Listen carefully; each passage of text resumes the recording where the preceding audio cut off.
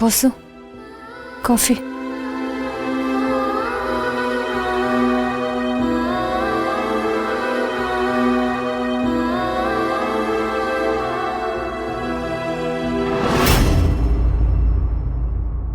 Boss, ಏನು ಇಷ್ಟೊಂದು ಆಳವಾಗಿ ಯೋಚನೆ ಮಾಡ್ತಿದ್ದೀರಾ?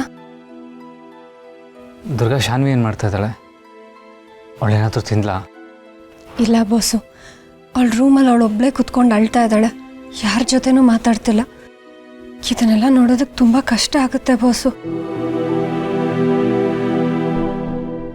ಶಾನ್ವಿ ಹುಟ್ಟಿದಾಗಿಂದ ಇಲ್ಲಿವರೆಗೂ ಅವಳಿಗೆ ಒಂದಿನ ಕಣ್ಣೀರು ಹಾಕ್ಸಿಲ್ಲ ದುರ್ಗಾ. ನಾನು ಅವಳನ್ನ ಹೂವಿನ ಥರ ಸಾಕಿದ್ದೀನಿ. ನನಗೆ ಪ್ರಪಂಚದಲ್ಲಿ ಎಲ್ಲರಿಗಿಂತ ನನ್ನ ತಂಗಿನೇ ಮುಖ್ಯ. ಆದರೆ ಇವತ್ತು ಯಾವುದೋ ಫ್ರಾಡ್ಗೋಸ್ಕರ ಅವಳು ಕಣ್ಣೀರು ಹಾಕ್ತಾ ಇದ್ದಾಳೆ ಅಂದರೆ ನನ್ನ ಮನಸ್ಸಿಗೆ ಎಷ್ಟು ಕಷ್ಟ ಆಗ್ತಾ ಇದೆ ಗೊತ್ತಾ ದುರ್ಗಾ? ಆ ತರುಣ್ ಎಷ್ಟು ಕೆಟ್ಟವನು, ಅವನು ಎಂಥ ನೀಚ ಅಂತ ನನಗೆ ಚೆನ್ನಾಗಿ ಗೊತ್ತು. ಅಂಥವನ ಕೈಗೆ ಶಾನ್ವಿನ ಹೇಗೆ ಒಪ್ಪಿಸ್ಲಿ ನಾನು? ನಿನಗೆ ಗೊತ್ತಾ ದುರ್ಗಾ, ದಾಕ್ಷಾಣಿ ಅಮ್ಮ ಕಾಣೆ ಆದಾಗ ಶಾನ್ವಿ ತುಂಬ ಚಿಕ್ಕ ಹುಡುಗಿ. ಅವಳು ನನ್ನ ಬಿಟ್ಟು ಬೇರೆ ಯಾರ ಹತ್ರನೂ ಹೋಗ್ತಾನೆ ಇರಲಿಲ್ಲ. ರಾತ್ರಿ ಅವಳಿಗೆ ನಾನೇ ಜೋಗಳ ಹಾಡಿ ಮಲಗಿಸ್ಬೇಕಿತ್ತು. ಅವಳಿಗೇನಾದರೂ ಚಿಕ್ಕ ಪೆಟ್ಟಾದರೂ ಸಾಕು, ಓಡ್ ಬಂದು ನನ್ನ ಗಟ್ಟಿಯಾಗಿ ತಪ್ಪಿಕೊಂಡು ಅಳ್ತಾ ಇದ್ಲು. ಅವಳು ಪುಟ್ಟ ಕೈಗಳನ್ನ ಹಿಡ್ಕೊಂಡು ನಾನು ಅವಳನ್ನ ಸ್ಕೂಲಿಗೆ ಕರ್ಕೊಂಡು ಹೋಗಿಬಿಡ್ತಾ ಇದ್ದೆ. ಅವಳಿಗೆ ಕೈ ತುತ್ತು ತಿನ್ನಿಸ್ತಾ ಇದ್ದೆ. ಇವತ್ತು ನಾನು ಹಿತಾನ ಎಷ್ಟು ಪ್ರಾಣಕ್ಕಿಂತ ಹೆಚ್ಚಾಗಿ ಪ್ರೀತಿಸ್ತೀನೋ ಅದೇ ಪ್ರೀತಿ, ಅದೇ ಜವಾಬ್ದಾರಿನ ಶಾನ್ವಿ ಮೇಲೂ ಇಟ್ಟಿದ್ದೀನಿ ದುರ್ಗಾ. ನಮ್ಮ ಹಿತ ಲೈಫಲ್ಲಿ ಈ ಥರ ಯಾವುದಾದ್ರೂ ತಪ್ಪು ನಿರ್ಧಾರ ತಗೊಳಕ್ಕೆ ನಾನು ಬಿಡ್ತೀನ ಹೇಳು? ಇಲ್ಲ ಬಾಸು. ಇಲ್ಲ ತಾನೆ? ಹೀಗಿರುವಾಗ ನನ್ನ ಕಣ್ಮುಂದೆನೇ ಶಾನ್ವಿ ಜೀವನ ಹಾಳಾಗ್ತಾ ಇದ್ರೆ ನಾನು ಅದನ್ನು ನೋಡ್ಕೊಂಡು ಹೇಗೆ ಸುಮ್ಮನಿರಲಿ ದುರ್ಗಾ? ಶಾನ್ವಿ ಬರೀ ನನಗೆ ತಂಗಿ ಮಾತ್ರ ಅಲ್ಲ, ಅವಳು ನನಗೆ ಮೊದಲನೇ ಮಗು ಥರ.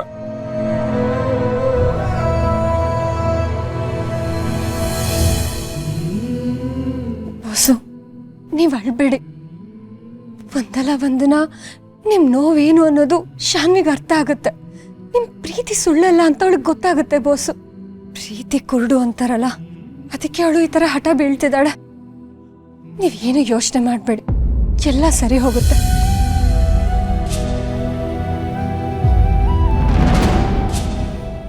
ಎಲ್ಲ ಸರಿ ಹೋಗುತ್ತಲ್ವಾ? ಸರಿ ಹೋಗುತ್ತೆ ಬಾಸು. ಇವರಿಬ್ರು ದಿನೇ ದಿನೇ ತುಂಬಾ ಹತ್ತಿರ ಆಗ್ತಾ ಇದ್ದಾರೆ. ಈ ಶರತ್ ಮತ್ತು ದುರ್ಗಾ ಒಂದಾದರೆ ನನ್ನ ಪ್ಲ್ಯಾನ್ ಎಲ್ಲ ಹಾಳಾಗುತ್ತೆ. ಇಲ್ಲ, ಇವರ ಈ ಕ್ಯೂಟ್ ಲವ್ ಸ್ಟೋರಿನ ಇವಾಗಲೇ ಇಲ್ಲೇ ತಡೆಯೋದಕ್ಕೆ ನಾನೇನಾದರೂ ದೊಡ್ಡದಾಗಿ ಪ್ಲ್ಯಾನ್ ಮಾಡಲೇಬೇಕು. ಆದರೆ ಅದಕ್ಕಿಂತ ಮುಂಚೆ ನಾನು ಮಂಜರಿ ಅಮ್ಮನ ಹತ್ರ ಮಾತಾಡಬೇಕು. ಆಮೇಲೆ ಇವ್ರ ಕತೆ ಮುಗಿಸ್ತೀನಿ.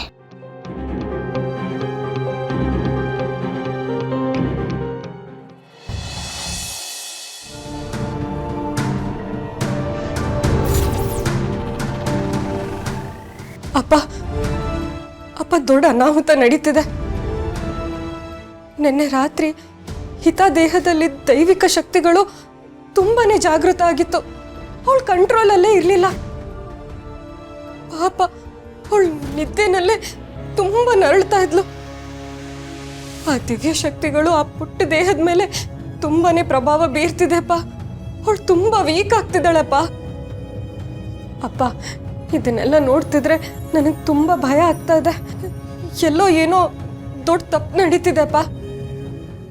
ಇದೆಲ್ಲ ಏನಾದರೂ ಮುಂದಾಗೋ ಘೋರ ಅನಾಹುತದ ಮುನ್ಸೂಚನೆನಾ? ಹೇಳಪ್ಪ. ಅಂಬಿಕಾ, ಪ್ರಕೃತಿ ಹರಿಯುವಾಗ ಕಲ್ಲು ಅಡ್ಡ, ನೀರು ದಿಕ್ಕು ಬದಲು. ಆದಿತ್ಯ ವಂಶದ ಉಳಿವು ಭಯ ಆತಂಕ ಸಲ್ಲ ಧೈರ್ಯ ಮುಖ್ಯವಾದ ಕೆಲಸ. ಹೇಳಪ್ಪ, ಏನ್ ಮಾಡಬೇಕು? ಕಷ್ಟದ ಕೆಲಸ ಕಷ್ಟ. ಕರಾಳ ನೆರಳು ಹಿತಾಳನ್ನ ಆವರಿಸುವ ಮುನ್ನ ಕೆಲಸ ಮುಗಿಬೇಕು. ಕೆಲಸ ಆಗಲೇಬೇಕು. ನನ್ನ ಮಗಳ ಪ್ರಾಣ ಉಳಿಸೋದಕ್ಕೆ ನಾನು ಏನು ಬೇಕಾದರೂ ಮಾಡೋದಕ್ಕೆ ರೆಡಿ ಇದ್ದೀನಪ್ಪ. ಪ್ಲೀಸ್, ಅದು ಏನು ಅಂತ ಬಿಡಿಸಿ ಹೇಳು.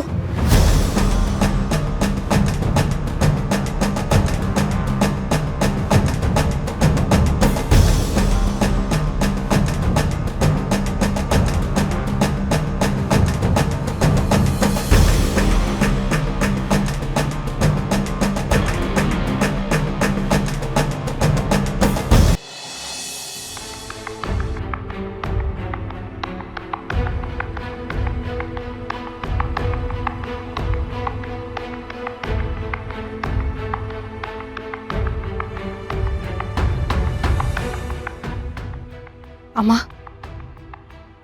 ಅಮ್ಮ ಮಂಜರಿ ಅಮ್ಮ, ನಿಮ್ಮನ್ನ ಕೈ ಮುಗಿದು ಕೇಳ್ಕೊಳ್ತಾ ಇದ್ದೀನಿ, ದಯವಿಟ್ಟು ಪ್ರತ್ಯಕ್ಷ ಆಗಿ ಅಮ್ಮ, ನನಗೋಸ್ಕರ ಪ್ರತ್ಯಕ್ಷ ಆಗಿ.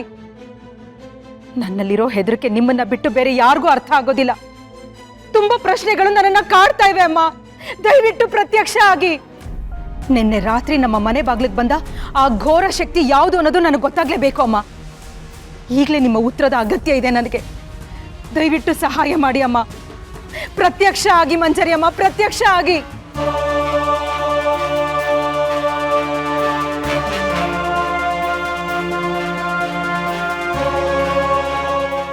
ಅಮ್ಮ ಅಮ್ಮ ಮಂಜರಿ ಅಮ್ಮ,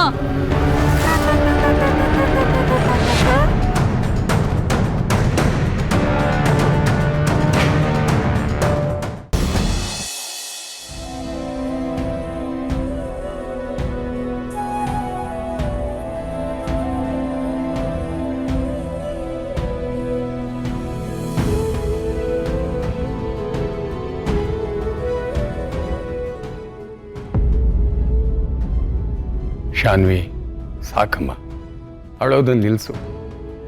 ನೀನು ಕಣ್ಣೀರು ಹಾಕಿದರೆ ನನ್ನ ಎದೆ ಒಡೆದೋದಾಗತ್ತೆ.